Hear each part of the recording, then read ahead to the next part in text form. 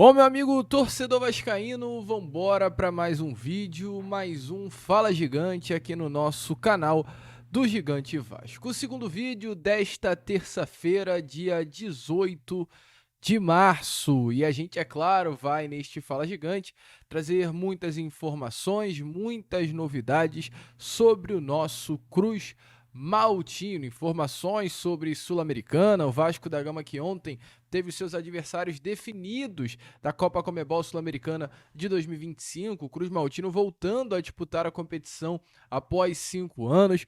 Vamos falar também sobre a questão envolvendo reforços, né? O Vasco está aí no mercado da bola, à procura de contratações, buscando oportunidades de mercado. E além dessas, muitas outras novidades, muitas outras informações. Teremos aí pela frente, né, um Fala Gigante agitado, movimentado, cheio de novidades para todos vocês. Entretanto, rapidamente aqui, antes de começar o vídeo, antes de deixar todos vocês muito bem informados, né, sobre o nosso Cruz Maltino, como sempre faço aqui no canal, quero dar as boas-vindas a todos vocês que estão chegando aqui pela primeira vez. Para quem ainda não me conhece, muito prazer, tá, vascaíno?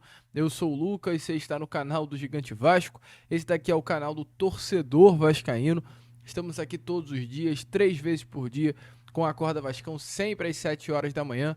Temos também o Fala Gigante, que é o nosso segundo vídeo do dia e sai sempre pela parte da tarde. E o Boa Noite Gigante, nosso terceiro e último vídeo do dia, saindo pela parte da noite. Eu conto muito com a presença, o apoio e a participação aqui de todos vocês no nosso canal, deixando o seu like, o seu joinha, o seu gostei, ajudando no compartilhamento e no crescimento aqui do nosso conteúdo. Fechou? Vambora então, vascaíno, sem muita enrolação, falar logo, né, de Vasco da Gama.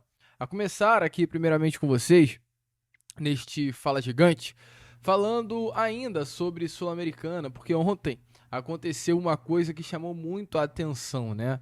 A gente teve definidos grupos da Sul-Americana, como está aparecendo aí na vocês, né? Aí a vocês, perdão, o Vasco da Gama tendo ao seu lado no grupo Lanús, Puerto Cabello e a equipe do Melgar. Entretanto, se você dá uma olhada no grupo C, a gente tem o América de Cali, clube colombiano, o Huracan da Argentina, o Racing do Uruguai e o Corinthians do Brasil. Esse é o grupo C da Copa Comebol Sul-Americana. E por que a gente está falando, né, sobre isso? Pois uma dessas equipes, que foi o América de Cali, ontem fez uma publicação confirmando o grupo que iria participar.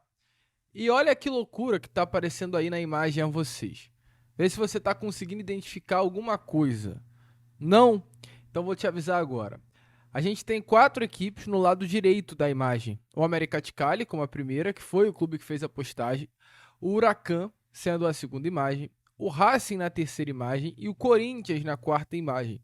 Entretanto, atrás dos escudos de Racing e do Corinthians, a gente vê o escudo do Clube de Regatas Vasco da Gama. Completamente louco, completamente incrível e completamente surpreendente. O escudo do Clube de Regatas Vasco da Gama aparecendo atrás do escudo do Racing do Uruguai e do Corinthians da Argentina em uma postagem do América de Cali da Colômbia, confirmando o grupo que iria participar na Sul-Americana de 2025. Então, são coisas loucas, são coisas engraçadas, mas mostra mais do que nunca o gigantismo do Vasco. Não se sabe qual foi o motivo. O certo é, os torcedores vascaínos invadiram as redes sociais do América de Cali, principalmente essa postagem em específico, foi inundada por comentários de torcedores vascaínos, não poderia ser diferente. E é claro, fica aí, qual é o motivo? Por que o América de Cali colocou um escudo do Vasco transparente em arte com os seus adversários na Sul-Americana? Fica a dúvida, o certo é, o Vasco é muito grande, todos sabemos disso, o Vasco é uma equipe que chama a atenção. Ontem eu dei uma olhada, né, nos comentários, a gente pode até trazer isso aqui a vocês em algum vídeo.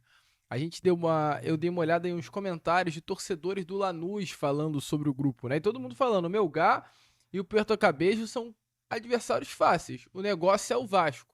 Lanús esse que já foi eliminado 2 vezes, né, para o Vasco da Gama, uma na Sul-Americana de 2012, aliás, na Sul-Americana de 2011 e outra na Libertadores de 2012. E falando ainda em Vasco e Lanús, um dos grandes nomes que brilhou ali naquele período de 12 e 13 de 11, 12, perdão, foi o nome do Bernardo. Lembra do Bernardo?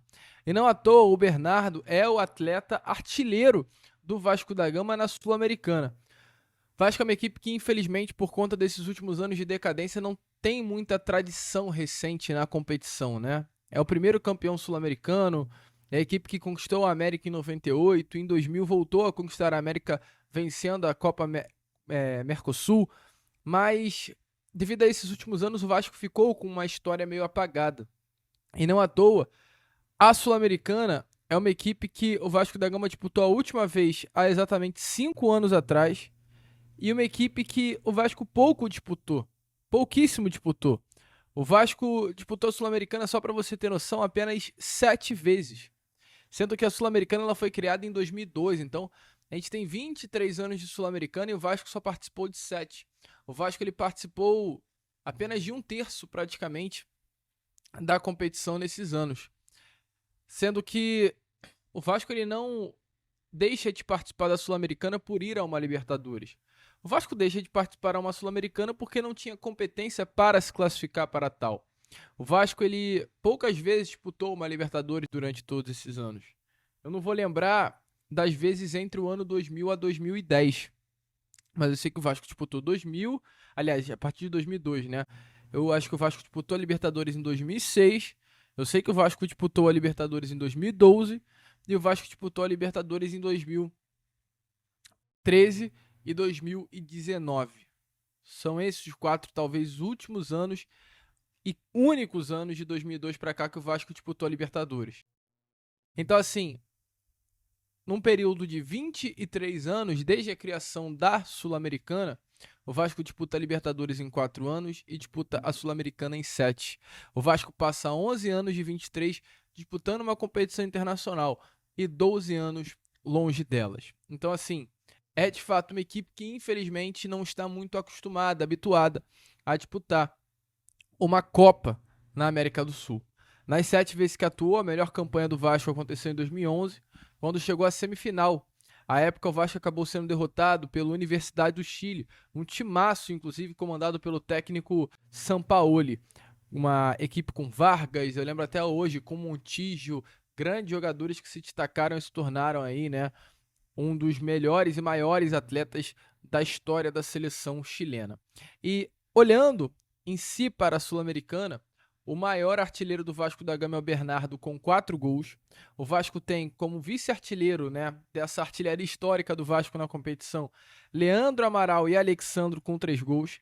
E temos com 2 gols vários nomes: Marcelinho, Diego Souza, Elton, Dedé, Thiago Galhardo, Germancano. O Vasco de lá para cá teve 7 participações, 28 jogos, 11 vitórias, 5 empates e 12 derrotas. O Vasco tem mais de derrotas do que vitória na Sul-Americana e a gente espera que nessa temporada a coisa possa ser diferente. A gente espera que nessa temporada o Vasco vença, passe de fase, conquiste até o título, coloque, né, um artilheiro lá desse atual elenco como o atleta com mais gols do Vasco da Gama disputando uma Copa Conmebol Sul-Americana. Será que esse cargo será já do Verratti? Enquanto isso é do Bernardo, né? Mas vamos ver o que de fato irá acontecer. Eu lembro até hoje de um jogo que ficou muito marcado, pelo menos em mim, da Sul-Americana, que foi um jogo contra o Universitário do Peru, em São Januário, né?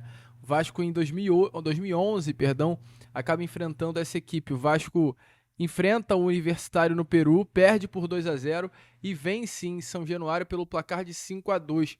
À época, tinha o tal do gol fora, né? Então, o Vasco ele perde de 2-0, vem para São Januário e tinha que ou vencer por 3-0 para se classificar direto, ou o Vasco da Gama ele tinha que, aliás, um 2-0 levaria para os pênaltis, 3-0 o Vasco se classificaria diretamente. Entretanto, se o Universitário do Peru fizesse um gol, já era. O Vasco não poderia vencer por 3-1, porque os 2 gols, o fato do Universitário ter feito um gol fora, lembra desse regulamento? Não tinha decisão por pênalti, porque o gol fora era critério de desempate. Isso hoje acabou, mas na época acontecia, então o Vasco ele acaba levando um gol do Universitário e tem que fazer 3 gols a mais. 3 gols de diferença, né, para conseguir a classificação. O jogo acaba 5-2. Eu lembro até hoje do Dedé brilhando naquele jogo em São Januário. um sentimento muito bom que a gente espera que retorne, né? A gente espera ver de novo aí tudo aquilo que a gente viveu em 2011 voltando a se repetir agora em 2025. Tá animado, vascaíno? Acha que dá? Coloque aí a sua opinião aqui nos comentários. Bom, meu amigo vascaíno, eu venho aqui rapidamente pedir um favorzinho a vocês e dar um recado também, você que curte o nosso canal. Qual é a situação? O YouTube, ele tá travando a divulgação dos nossos vídeos. Sim, o YouTube. O YouTube ele não está enviando as notificações do vídeo a vocês. Não sei se você está percebendo isso. O nosso vídeo não está sendo notificado para você que é inscrito no canal. Então o que eu vou pedir? Para você vir aqui embaixo, onde tem essa palavra inscreva-se. Caso você ainda não seja inscrito, já se inscreva. Se você chegou aqui pela primeira vez, está aqui até agora porque você se amarrou no conteúdo. E se você está aqui todos os dias e ainda não é inscrito, tu tá de brincadeira, né, vascaíno? Então já se inscreva. E além da sua inscrição, ative esse sininho de notificação. É rápido, é simples. É só você fazer isso daí que está aparecendo na imagem a vocês, que automaticamente o YouTube estará notificando o nosso vídeo. E aí, novamente, o nosso canal voltará com força máxima. Fechou? Conto com você, hein? Se inscreva, ative o seu sininho de notificação e larga aí o dedo no like também. É de suma importância para o crescimento do nosso trabalho. Fui, valeu e fiquem com o restante do vídeo que está imperdível. Meu amigo torcedor vascaíno, informações importantes, né? O Vasco da Gama, de fato, tem que olhar para o futuro, mas importante também, além de olhar para o futuro, é olhar para o passado e se inspirar nele. A gente espera que o Vasco se inspire, não na história em si de 2011, entretanto, na história de 48, onde o Vasco se torna ali o primeiro campeão sul-americano, na história de 98, onde a gente conquista a América, na história de 2000, onde a gente faz a virada histórica e conquista a América novamente com o título da Mercosul. O que não falta é história para o nosso Vasco da Gama. E ontem, que foi o dia do sorteio, né, na sede da Conmebol, muita coisa aconteceu. Tivemos a entrevista do Marcelo Santana, algo que a gente irá trazer já já a vocês. Entretanto, tivemos também a entrevista do presidente Júlio Casares, presidente do São Paulo Futebol Clube. E nessa entrevista na Conmebol, na sede da Conmebol no Paraguai, o Júlio Casares ele revela mais detalhes dessa negociação hoje que acontece entre ele e Evangelos Marinakis, o grego que tinha tudo, né, para ser um investidor da SAF Cruz Maltina. Entretanto, acho que mais do que nunca a gente se tem confirmado que isso daí não irá acontecer. O grego ele foi perguntado muito, o Casares, né, o presidente de São Paulo, foi perguntado sobre a questão do grego. E ao ser questionado sobre esse investimento, né, lembrando que essa ideia do Marinakis investir no São Paulo tem que ser algo aprovado no Conselho Deliberativo. Marinakis não vai comprar a SAF do São Paulo, como faria com o Vasco da Gama. Será de fato um investimento, ele vai dar um valor de 600 milhões de reais e a partir desse valor o São Paulo utilizará de bom grado, como quiser utilizá-lo, destinando um valor para o profissional, mas destinando em grande maioria um valor para a reformulação de Cotia, da base do tricolor paulista. E ao ser questionado sobre isso, o próprio Casares responde, abre aspas, o contrato com o Marinakis é cada vez mais próximo. Ele veio ao Brasil e eu fui 2 vezes a Londres. Então a gente aqui no canal, mesmo quando a notícia ela não é boa, a gente faz questão de trazer. Infelizmente essa questão do Marinakis é algo que o vascaíno gostaria muito de viver, né? Viver aqui, de forma intensa, ver o Marinakis no Vasco da Gama, investindo uma grana no Vasco. Entretanto, mais do que nunca fica nítido que isso não irá acontecer. A cada passo que o Marinakis dá em direção ao São Paulo, são 3, 4 passos que ele dá de distância do Vasco da Gama. Então, meu amigo, mais do que nunca ontem, Júlio Casares batendo aí na mesa, deixando muito bem claro que já houve, né, contato com o Marinakis aqui no Brasil, já houve 2 contatos com o Marinakis em Londres, então a expectativa definitivamente é que o grego vá para o São Paulo, não feche com o Vasco, porta fechada para o Vasco da Gama e a gente tenha, né, que arranjar um investidor em algum outro lugar. E além disso, o que rolou também ontem, né, lá na sede da Comebol, foi uma entrevista do diretor executivo Marcelo Santana ao pessoal da Cazé TV. A gente trouxe pela parte da manhã de hoje, desta terça-feira, detalhes dessa entrevista onde Marcelo Santana fala sobre a questão envolvendo reforços, questão envolvendo a própria Copa Comebol Sul-Americana, mas ele também fala um pouquinho sobre a questão envolvendo o Ryan, a renovação de contrato, a renovação de Payet, o que irá acontecer. Tudo Marcelo Santana trouxe e a gente traz aqui as palavras do diretor executivo a vocês nessa tarde de terça-feira. Classifica de forma direta, né, para as oitavas de final. O segundo colocado pega o terceiro da Libertadores. Agora, olhando para esse elenco, Marcelo, vocês veem lacunas de zagueiro, lateral, atacante? Vocês estão indo atrás dessas posições no mercado? Agora, nessa janela que a gente tem no Brasil, é uma janela de correção, até ali o dia 10, 11 de abril. Pode ser que a gente traga um jogador, talvez dois, não é garantido que a gente vai contratar nenhum nem dois, mas a gente tem observado algumas situações. Talvez um atleta ali para o setor ofensivo nesse primeiro momento seja a principal necessidade. Zagueiro a gente não tem conversado, outras posições menos assim, talvez um atacante. Vocês pretendem prolongar o empréstimo do Coutinho? A gente está avaliando também junto ao próprio atleta. O Coutinho ainda tem mais um ano de contrato com o Aston Villa. A gente sabe da importância dele, o crescimento que ele já sinaliza nessa temporada, que ele teve a possibilidade de fazer uma pré-temporada, se condicionar melhor, está adaptado, está feliz. E se essa história continuar de maneira positiva no meio do ano, com certeza a gente vai tentar uma prolongação do contrato do Felipe. Já a situação do Ryan, que está valorizado, já está mais encaminhada? A gente já está, na verdade, na troca de assinaturas ali. Notícia boa para o torcedor do Vasco. Dos documentos. Então acredito que nessa semana provavelmente a gente dá uma notícia positiva para a torcida do Vasco também. Alô, Casimiro Miguel já está trocando as minutas. Vou jogar aí para o estúdio se vocês quiserem fazer pergunta para o Marcelo Santana, que é o time do chefe, né? Então vocês têm que fazer a boa com a casa aí. Não, claro, se eu não fizer, o Casimiro me manda, né, um direct e aí fica preocupante. Ô Marcelo, boa noite, meu velho, bom falar contigo aqui. O Razan citou alguns jogadores individualmente, né? Você falou um pouquinho do geral, né, da questão até de tentar entregar para o Carille mais opções aí no banco de reservas do que o time tem também no time titular, mas aí aparece a figura do Payet, né? O Payet tá em final de contrato, o contrato terminando no dia 5 de maio, e a sensação, e aí eu falo como sensação e te faço a pergunta, porque a sensação que me passa é que o Payet já esteve em um momento, né, um pouco mais de holofote para o Vasco, até com uma relação melhor com o torcedor. É uma temporada de uma minutagem menor do Payet e um investimento alto do Vasco. O salário do Payet é alto. Hoje, né, com relação de custo-benefício, o Vasco pretende a renovação com o Payet? É algo que está em curso? Olha, a situação do Dimitri é a mesma situação de outros atletas no elenco. Claro que é um atleta de grande história, jogou muito tempo ali no Olympique de Marseille, teve uma passagem pela Premier League, mas no Vasco a gente avalia pelo desempenho de cada atleta. Ele tem a sua história que a gente respeita.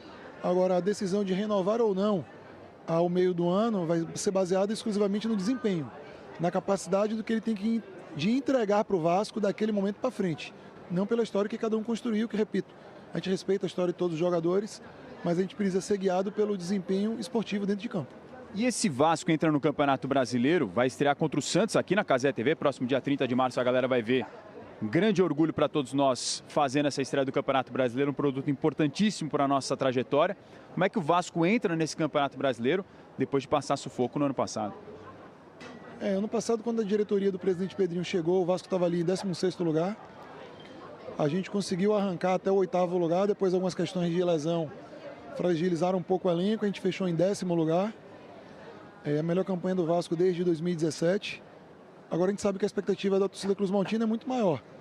E a gente pretende esse ano, embora reconheça o desejo da torcida, manter uma temporada mais estável, avançar de uma maneira progressiva, que o Vasco tenha um crescimento sim dentro das competições, mas a gente sabe que o Campeonato Brasileiro é um campeonato muito longo, campeonato difícil, a gente vai ter que conciliar esse ano com 3 competições e é por isso que a gente buscou, dentro da capacidade financeira, de honrar esses compromissos, qualificar esse elenco e aumentar a quantidade de jogadores também, para que a gente consiga sobreviver a essa sequência de Copa do Brasil, Copa Sul-Americana e Campeonato Brasileiro.